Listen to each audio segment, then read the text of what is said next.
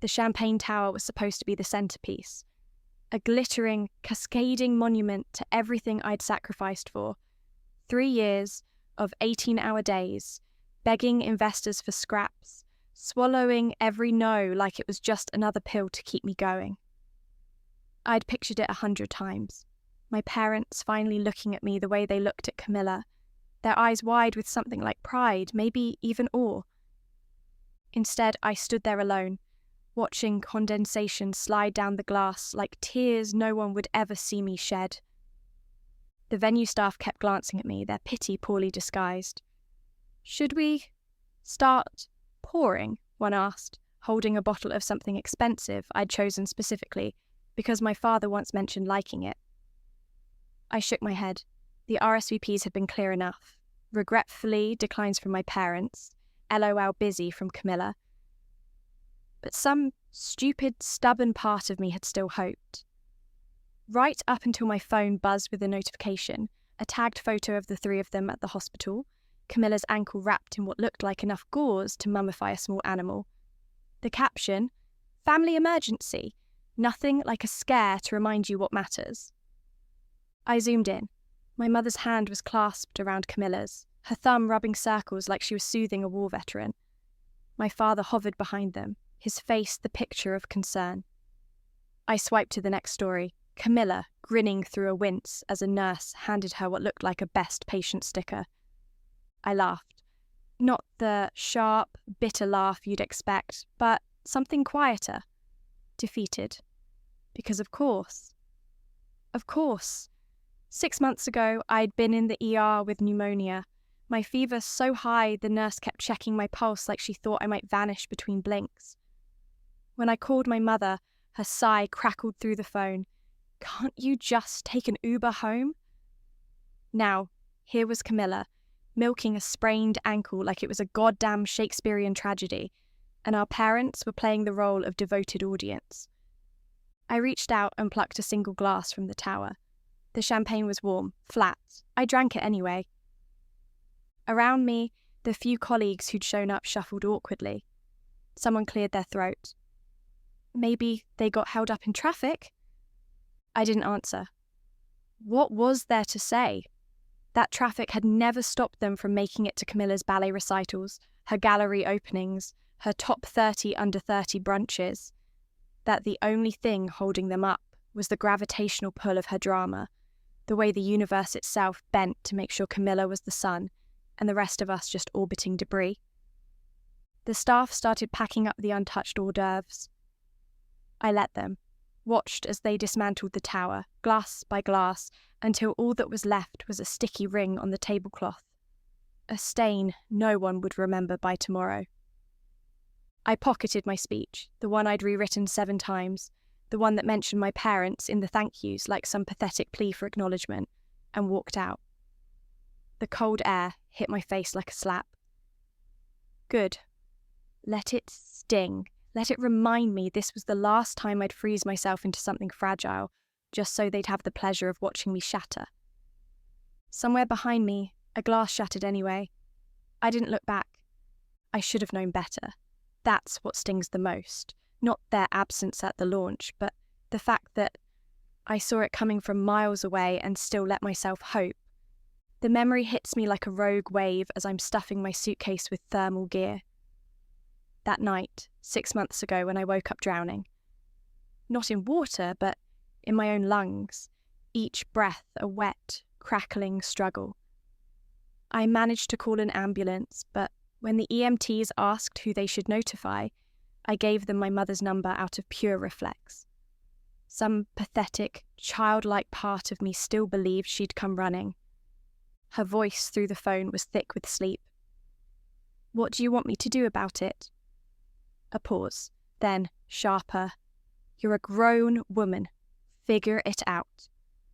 The hospital lights were too bright, the ER too loud, but the worst part was the couple across from me. A girl my age with her mother stroking her hair, murmuring, "I've got you." I turned my face to the wall and counted the ceiling tiles until the nurses pumped me full of antibiotics and sent me home in a cab. That was a Tuesday. On Friday, Camilla posted a tearful Instagram story about breaking a nail during her manicure. Our mother commented within minutes, "My poor baby, let me bring you soup." I wish I could say that was the moment I snapped. But the truth is, I'd been collecting these little betrayals like shards of glass in my pockets for years. There was my college graduation, where my father spent the entire ceremony filming Camilla's vlog intro in the bleachers. The time I won the regional science fair, only to find they'd left early to catch Camilla's very important high school cheerleading exhibition. The way every family dinner became an impromptu focus group for Camilla's latest brand collab, while my work at Polaris was met with vague nods and immediate subject changes. But the real knife twist. 2 weeks before my launch, when I overheard my father on the phone with his golf buddy, "Camilla's really going places. The other one, smart, sure, but she's got no spark. Just grinds away in that depressing little office." I stood there in the hallway, clutching the prototype that would have cut their energy bills in half, and realised something awful. They didn't just prefer Camilla, they were embarrassed by me. My quiet determination and my refusal to perform gratitude for their crumbs of attention, my very existence as a reminder that parenting isn't about applause, it's about showing up. That's when I started drafting the sale documents for my shares.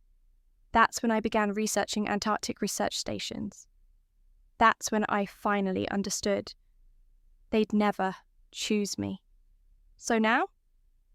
I wouldn't give them the chance. The memory fades as I zip my suitcase shut. Outside my window, the first snow of winter begins to fall. Funny how endings can look so much like beginnings. The lawyer's office smelled like mahogany and regret. I crossed my legs in the stiff leather chair, watching as Mr. Calloway adjusted his glasses and slid the final contract across the desk. His pen hovered over the signature line like a vulture circling. "Last chance to reconsider," he said, in that tone people use when they think you're about to jump off a cliff. "You built Polaris from nothing. These patents are your life's work." I took the pen. The weight of it felt different this time. Not a tool for creating, but a detonator. "Exactly," I said and signed. The clauses were beautiful in their brutality. The company could keep the name, the office plants, the letterhead. But my designs, the core innovations that made Polaris actually valuable, those came with me, buried in subsection 14. B was the real poison pill. Any attempt to replicate my work would trigger immediate patent litigation, so vicious it would bankrupt them within months. My father called before the ink was dry. "What the hell is this?" His voice crackled through the speaker, all fury and no remorse. "We had plans for those patents." I watched a snowplow grind past the window, clearing a path through the slush. "Funny," I said. "I don't recall being included in those plans." Silence. Then the inevitable pivot. "Your mother's beside herself." A laugh escaped me, sharp and unplanned. "Is she, or is she too busy picking out Camilla's next spa day?" The line went dead. Perfect. I spent the next 24 hours methodically erasing myself. Bank accounts transferred, emails forwarded, the framed photo of us at Disneyland, the one where I'm barely visible behind Camilla's giant Mickey ears, went straight into the shredder. When the realtor came to list my apartment, she paused at the empty walls. Running towards something or away, I handed her the keys. "Yes." The ticket counter at the airport was deserted at 4 a.m. The agent blinked at my destination. "McMurdo Station? That's unusual." I smiled for the first time in weeks. "I hear the views are incredible." As the plane lifted off, I pressed my forehead to the window. The city lights shrank into pinpricks, then vanished altogether. Somewhere down there, my father was probably screaming at some poor junior executive. My mother was likely crying in that performative way she did at Camilla's school plays. Camilla herself? Probably already drafting a family crisis post for her followers. But up here? Silence. I closed my eyes as we pierced the cloud cover. Let them burn it all down without me. I was headed somewhere colder, cleaner, where the ice didn't care about your family name, your failures, or how loudly you could scream for attention. It wasn't running away. It was a controlled detonation. The cold didn't hit me all at once. It crept in like a slow-acting poison, seeping through my thermal layers, my skin, my bones, until I wasn't sure where my body ended and the ice began. McMurdo Station looked like something out of a dystopian film. A cluster of industrial buildings clinging to the edge of nowhere, their metal skeletons groaning under the weight of endless wind. The air smelled like diesel and something sharper, something untouched by human hands. First-timer, a woman in a parka so thick she looked like a walking sleeping bag, tossed me a survival kit. Her name tag read, Dana Glaciologist, 7 seasons. I fumbled the catch. My fingers, even in gloves, moved like they'd been dipped in molasses. "You'll get used to it," she said, though her smirk suggested she didn't believe that. "Or you won't. Either way, the ice decides." They gave me 10 minutes to drop my bags in the dorm, a metal box barely bigger than a prison cell, before orientation. The bunk above mine was plastered with photos of some researcher's dog. I touched the edge of one, a golden retriever mid-leap, and felt something crack in my chest.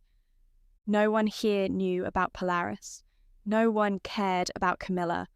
My past was just dead weight, and Antarctica had a way of stripping away anything unnecessary. The briefing room was all scuffed linoleum and bad coffee. A grizzled man with a beard that could house small wildlife slapped a map onto the table. "Rule 1, he barked. "Respect the whiteout. It'll kill you faster than your own stupidity." I learned the rhythms fast. How to check for frostbite in the mirror every morning. Nose, cheeks, fingertips. How to pee in a bottle when going outside meant risking hypothermia. How silence here wasn't empty, it was alive, pressing against your eardrums until you swore you could hear your own blood moving. My job was maintaining the solar arrays that kept the station running. It was brutal work, fingers cramping around tools that stuck to skin, but there was a purity to it. No investors to charm, no family to disappoint. Just the simple equation of effort versus survival. One night, caught in a sudden storm, I had to crawl back to base by following the guide ropes, inch by agonizing inch. The wind screamed like a living thing, and for one terrifying moment, I understood. This place could erase me without a trace. When I finally collapsed inside, Dana tossed me a towel. "Congratulations," she said. "Now you're one of us." I pressed the towel to my frozen face. The warmth stung. Outside, the storm raged on. Somewhere beyond it, my old life was still happening. Shareholder meetings and family dinners and Camilla's endless thirst for applause. But here I was just another body against the ice. And for the first time in years, that was enough. It started with a cracked diode panel, just another routine maintenance check until the storm rolled in faster than predicted, turning what should have been a 15-minute repair into an hour-long battle against the elements. I didn't notice the camera crew at first, too focused on keeping my wrench from becoming a frozen projectile as 50-knot winds tried to peel me off the solar array's service platform. The documentary team had come to film penguin migrations. Instead, they got footage of me jury-rigging a power relay with spare parts and sheer stubbornness, my parka hood crusted with ice, breath coming in visible gasps between shouted technical commands to the team inside via radio. The shot they'd later call iconic showed me straddling the array's frame like some mad engineer whale hybrid, backlit by the eerie green glow of the aurora australis. When the storm finally passed, the lead producer shoved a release form in my face. "For background shots," he assured me. I signed without reading, too exhausted to care about my wind-burned face becoming someone's establishing shot. 3 weeks later, the internet exploded. The documentary's trailer dropped with me as its centerpiece. Not the penguins, not the sweeping glacial vistas, Me, swearing creatively in 3 languages while wrestling with frozen components. The clip went viral under the hashtag #IceQueenEngineer. Emails started pouring into the station's shared inbox, interview requests, speaking engagements, a particularly persistent TED Talk coordinator who somehow got my personal satellite number. The station manager pinned them all to the communal bulletin board with increasing exasperation, my growing notoriety disrupting the delicate isolation we all depended on. Then came the messages from home. First, a forwarded news article from my former assistant. Disgraced founder thrives at world's end. Then, LinkedIn connection requests from every investor who'd turned me down. Finally, the voicemails, my father's clipped corporate tone giving way to something unfamiliar. Or, we saw the coverage. Your mother thinks you should consider monetizing this attention. The kicker arrived via certified mail, a printout of Camilla's latest Instagram story, her posing with a hastily purchased Antarctica Strong sweatshirt, caption reading, "So proud of my genius sister, always knew she'd change the world, #family. First, I burned it in the waste incinerator, watching synthetic fibres curl into acrid smoke. The irony was almost beautiful. They'd spent years treating my work as an embarrassing hobby. But now that strangers cared, suddenly I was worth claiming." Dana found me staring at the ashes.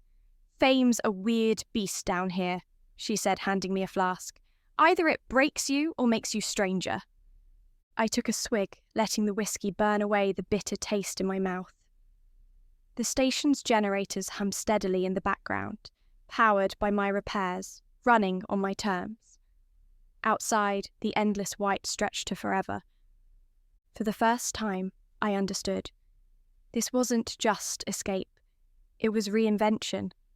And the world, it seemed, was finally ready to see me on my own terms. The first call came through the station's emergency line at 3:17 a.m. McMurdo time, a hysterical blur of my mother's voice cutting through static, demanding to know why I wasn't answering my personal phone. I pictured her perfectly manicured fingers stabbing at her iPhone screen, her designer silk robe fluttering as she paced their marble-floored foyer. "We've been worried sick," she shrieked, as if I were a teenager who'd missed curfew, not a grown woman who'd deliberately vanished off the grid. I let the silence stretch until it grew teeth. "Well?" "The satellite phone's for emergencies," I said, watching my breath fog in the frozen air of the comms room. "Is someone dying?" A beat, then quieter. "Your father's under a lot of stress." Translation. Polaris was floundering without my patents. Investors were jumping ship. The media had started asking uncomfortable questions about why their visionary founder had fled to the literal end of the earth. Camilla's attempt at damage control arrived in the form of a 2,0,0,0-word Vanity Fair profile.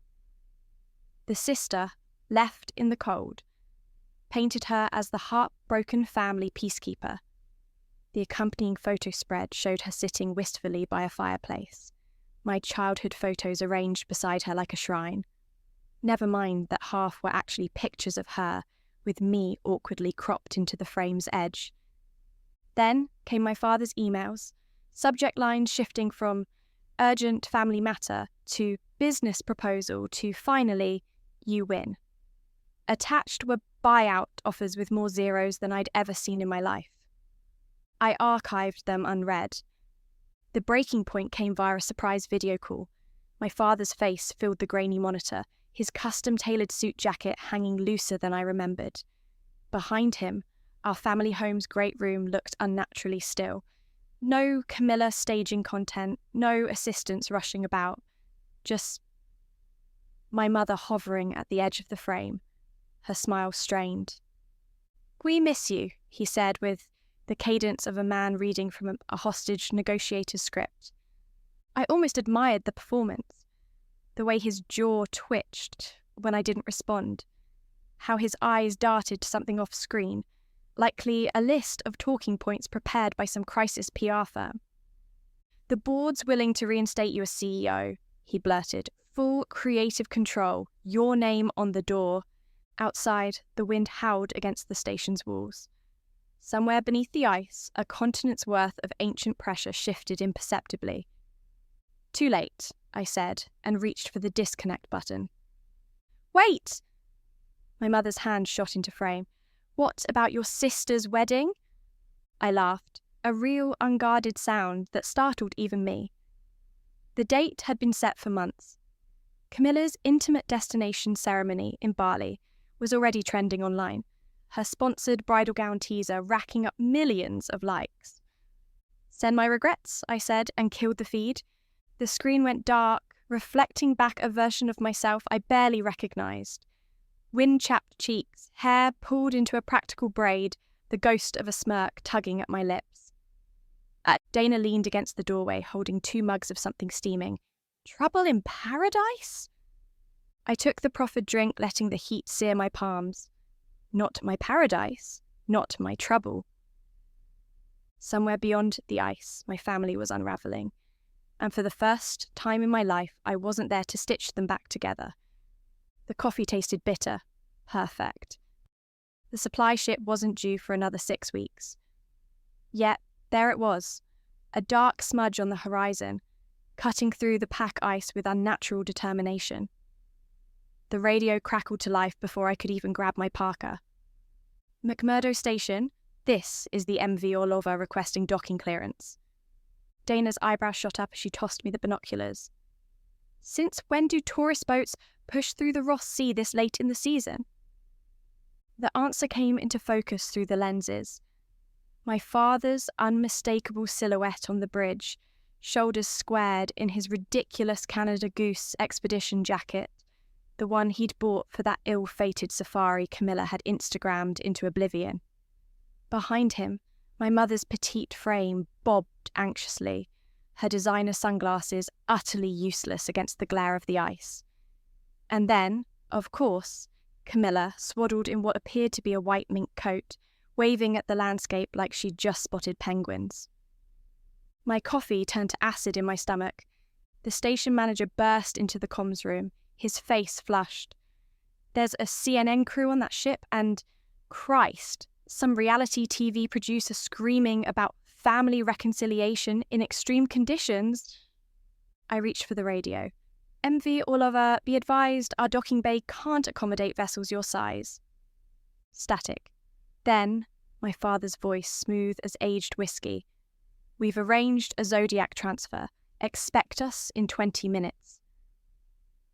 The audacity should have been impressive. Instead, I found myself marvelling at their desperation, the lengths they'd go to now that the world was watching. Dana shoved a survival kit into my hands. "You could always hide in the cryo lab." I stared at the approaching dot of the inflatable boat. "No, let them come." The wind bit at any exposed skin as I waited on the ice pier. They made quite the spectacle, my father attempting to disembark with corporate gravitas, while the Zodiac bucked beneath him, my mother shrieking as an errant wave soaked her $1,000 boots, Camilla nearly capsizing them all when she stood for a hero shot with the station in the background. Then, finally, they were there. Real. Not pixels on a screen or voices through static, but flesh and blood and poor life choices shivering before me. Camilla recovered first. "Surprise!" she trilled, arms outstretched like she expected me to rush into them. Her false eyelashes were already frosting over. My father cleared his throat.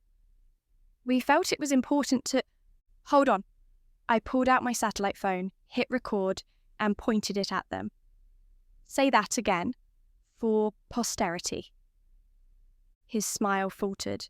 Behind him, the CNN camera crew jostled for position, their lens caps still on.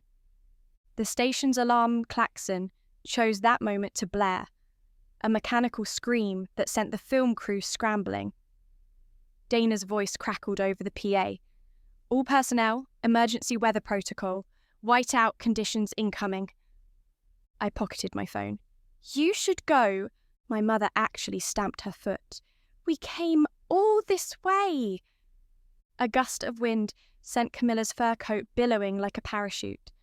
As she wrestled with it, I leaned close enough to smell her signature jasmine perfume, now undercut with brine and panic. "Here's the thing," I said, my voice barely audible over the rising storm. "You wanted a show? This isn't it." I nodded toward the Zodiac, now straining against its moorings. "Last boat leaves in 5. The first stinging pellets of snow hit as they argued amongst themselves. My father's corporate mask slipped entirely when the station's security team began herding the camera crew back to the dock. "Damn it," he hissed, grabbing my arm. "Just tell us what you want." I pried his fingers off one by one. "I wanted you to stay away." The storm swallowed their retreat whole. Camilla's fur-coated silhouette, my mother's protests, my father's impotent rage, until there was nothing left but white. Back inside, Dana handed me a fresh coffee. "Well?" I watched the Orlova's lights disappear into the blizzard. "Tell the team we're brewing a fresh batch tomorrow. Double strength." Somewhere out there, my family was learning a fundamental truth. Antarctica doesn't do second chances, and neither do I. They came prepared this time. No cameras, no production crew, just the 3 of them waiting outside the meteorology lab like ghosts haunting my new life. My father's knuckles rapping sharply against the reinforced glass, my mother's breath fogging the pain as she peered inside, Camilla shifting from foot to foot in boots clearly never meant for actual polar conditions. I could have walked away, should have by every logical measure, but something primal uncoiled in my chest at the sight of them standing there, vulnerable for once, on my territory. The door hissed shut behind me as I stepped onto the observation deck. The cold was different today. Not the usual biting wind, but a still, surgical chill that made every word hang visible in the air between us. My father spoke first. "We're not leaving until we talk." "Talk?" I glanced at the emergency beacon blinking red near the fuel depot. "Or stage another spectacle?" Camilla flinched. "Good." My mother reached for me, her glove brushing my sleeve. "You're being unreasonable." The laugh that escaped me sounded alien even to my own ears. "Unreasonable? You chartered a fucking icebreaker because CNN wasn't returning your calls." For once, no one had a polished rebuttal. The truth settled over us like the fine snow dusting their shoulders. My father's shoulders sagged. An imperceptible shift. But I'd spent a lifetime studying his tales. "The company's failing," he admitted, the words clearly costing him. "The investors don't care about your pride," I finished. The irony was almost poetic. Polaris crumbling without me, while I stood here surrounded by the most stable infrastructure on the continent. Camilla sniffled, her nose red under caked foundation. "Everyone thinks we're monsters." I studied her, really studied her, for the first time in years. The perfect social media veneer had cracks now. Her lip filler had migrated slightly, her eyelash extensions were uneven. The realization hit me like a gust of katabatic wind. She was just as trapped as I'd been. "You are," I said quietly. But so was I. Just quieter about it. The silence that followed was absolute. No wind, no generators. Just 4 people finally hearing each other for the first time. My father opened his mouth. To apologize, to bargain. But the station alarm cut him off. Storm warning. I turned toward the safety of the heated corridors. "Your Zodiac leaves in 10 minutes. No one followed. The cold didn't feel like poison anymore. It felt clean. Final. The Zodiac's engine coughed to life, the sound carrying across the ice like a dying animal. I watched from the observation deck as they boarded, my father steadying my mother with one arm while Camilla clutched her ruined coat around her shoulders. No grand exit, no dramatic last words. Just 3 diminished figures swallowed by the vast, indifferent landscape. Dana materialized beside me, pressing a steaming mug into my hands. Regrets? I watched the boat shrink into the distance, its wake scarring the pristine water for only a moment before the sea erased all traces. Not a single one. The truth settled deeper than the cold ever could. They had come expecting a fight, a negotiation, some grand emotional climax worthy of cameras. Instead, they got silence, the one thing they'd never given me. My satellite phone buzzed in my pocket, another message blinking on the screen. Not from them, a venture capital firm offering triple my original valuation for the patents. I deleted it without reading. Somewhere beyond the ice, their world would keep turning. Camilla would spin this into content. My father would find another angle. My mother would dab her eyes at charity luncheons. But here, the generators hummed, the auroras danced, the ice stretched on, endless and unconcerned. Dana clinked her mug against mine. To fresh starts. I took a sip, letting the warmth spread through my chest. No more begging for scraps of attention, no more twisting myself into shapes that fit their narrative. Just the work, the ice, the quiet, unshakable certainty of my own worth. The boat disappeared over the horizon. I didn't wave. The emails kept coming, not just from investors now, but universities, research foundations, even a Nobel laureate who wanted to discuss my glacial energy adaptations. Each ping of the satellite uplink felt like another thread snapping from the noose I hadn't realised was still around my neck. I let them pile up in my inbox like snowdrifts while I worked, rebuilding the West Array's thermal regulators, recalibrating the seismographs, anything to keep my hands busy and my mind clear. The station crew gave me space, though I caught them watching sometimes when they thought I wasn't looking. Dana broke the silence one evening as we sorted supply manifests. You know you don't have to stay here forever, right? The question startled me. Not because I hadn't considered leaving, but because I'd never framed it as a choice rather than an exile. Outside, the midnight sun cast long shadows across the ice. Somewhere beyond that horizon, my patents were sparking bidding wars. My family was probably giving carefully curated interviews about respecting boundaries. Camilla had likely already trademarked Antarctic Sister for her next merch line. And me. I ran a finger along the edge of the workbench, the nicks and scars from years of repairs.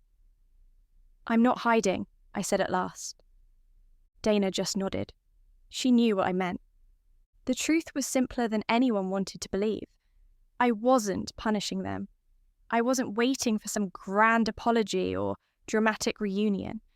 I'd simply found a place where the air didn't taste like disappointment, where my value wasn't something to be debated over dinner tables or boardrooms. When the UN Environment Programme's offer came, lead engineer on their global renewable energy initiative, I didn't hesitate. Not because it was an escape, but because it was mine. I packed lightly. The crew threw an impromptu send-off in the mess hall, complete with vodka chilled in a snowbank and a cake shaped like a solar panel. No speeches, no tears, just the quiet understanding of people who'd seen each other through storms. As the transport plane's engines roared to life, I pressed my palm against the frozen window. The ice stretched endlessly below, beautiful and indifferent. Some endings aren't explosions.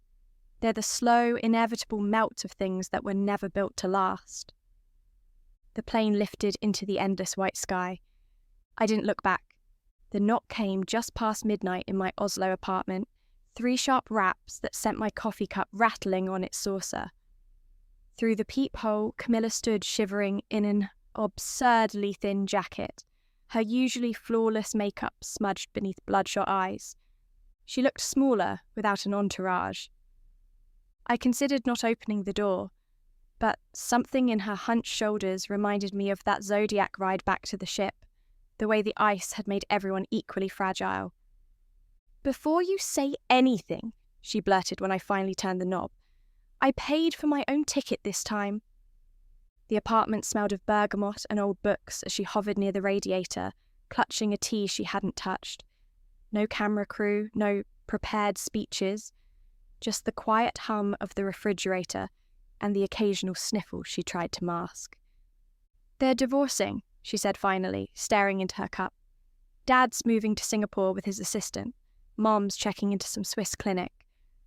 I watched a snowflake melt on her boot. All those years of orchestrated family photos, the carefully crafted narrative of perfection, reduced to this shaky voice in my kitchen. She didn't ask for money, didn't pitch a reconciliation documentary, just sat there, stripped bare of pretense for the first time in her life. When she reached for her bag to leave, I surprised us both. "There's a guest room." The words hung between us, not forgiveness, not even truce, just space. Camilla exhaled sharply, like she'd been holding her breath for decades. "It's weird," she murmured, not being the favourite anymore. Outside, the northern lights shimmered green over the fjord. Somewhere beneath them, the ice kept shifting. So did we. The Aurora Initiative headquarters hummed with a different energy than Polaris ever had. No boardroom politics, no desperate investor pitches, just the steady pulse of meaningful work. My office window framed Oslo's harbour, where supply ships came and went, their hulls filled with solar converters bound for villages the energy grid had forgotten. Camilla appeared in the doorway holding 2 coffees, her once manicured nails now short and paint-free. "The Kenyan delegation loved your microgrid prototype," she said, setting down a cup. "Also, you have spinach in your teeth from lunch." I smirked, wiping my mouth. Some things never changed. She'd surprised everyone, least of all herself. What began as a temporary stay had evolved into something unexpected, a talent for cutting through bureaucratic nonsense, for translating engineering jargon into viral social campaigns. The Antarctic sister persona had been replaced by honest posts about energy poverty that actually moved the needle. Dana video called from McMurdo every Sunday, her face pixelated but her smirk clear. "Never thought I'd miss your disaster repairs," she'd say, before launching into updates about the upgraded arrays. Today, as I signed off on the final Greenland deployment, my phone buzzed with a familiar unknown number. Not my father, he'd stopped calling after the Singapore move, but my mother, her Swiss treatment apparently complete. The message contained just 2 words. "Proud of you." I deleted it without responding, but found myself smiling anyway. Camilla leaned against the doorframe, watching the sunset paint the fjord gold. "We got another grant request. Small village in Patagonia." I grabbed my jacket. "Tell them we're coming." The helicopter blades thrummed overhead as we loaded the prototype gear. Below us, the city glittered like a circuit board coming to life. Not the glitter of Camilla's old influencer parties, but something brighter, more real. She buckled her harness with practiced hands. "Remember when you said you'd never work with family again?" The engine roar swallowed my laugh as we lifted off.